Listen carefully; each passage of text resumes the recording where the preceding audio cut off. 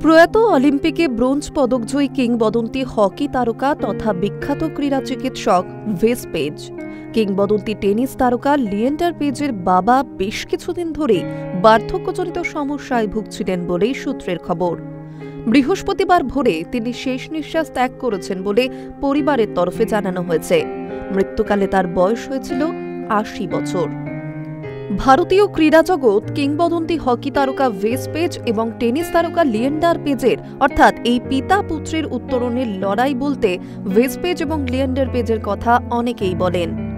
৫ দশক আগে হকিতে ব্রোঞ্জ পদকজয়ী অলিম্পিয়ানের লড়াইটা অনুপ্রেরণা দেওয়ার মতোই ছিল। কাঠিন্যের আগুনে পুড়িয়ে পুত্র লিয়েন্ডারকে কিংবদন্তি টেনিস তারকা হতে সাহায্য করেছিলেন পিতা ভেস পেজ।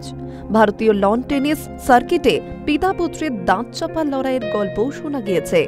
ভেসের স্ত্রী জেনিফার পেজও ক্রীড়া জগতের সঙ্গে যুক্ত রয়েছেন। ভারতীয় মহিলা বাস্কেটবল দলের অধিনায়ক ছিলেন তিনি। বর্তমানে জেনিফার নিজেও অসুস্থ। ভেস পেজ ১৯৭২ সালে মিউনিক অলিম্পিকে ব্রোঞ্জ পদকজয়ী হকি দলের সদস্য। ওই দল অলিম্পিকে ব্রোঞ্জ পদক জেতে তার আগের বছর বার্সেলোনায় হকি বিশ্বকাপেও দেশের হয়ে ব্রোঞ্জ জিতেছিলেন ভেস। মিডফিল্ডার হিসেবে বিশ্বজোড়া খ্যাতি ছিল তার। নিজে ক্রীড়াবিদ হওয়ার পাশাপাশি স্পোর্টস মেডিসিনে খ্যাতনামা চিকিৎসক ছিলেন তিনি। ভারতীয় ক্রিকেট দল, ভারতের ডেভিস কাপ দল সহ দেশের একাধিক প্রথম সারির ক্রীড়া সংস্থার ফিজিও এবং চিকিৎসক হিসেবে কাজ করেছেন তিনি।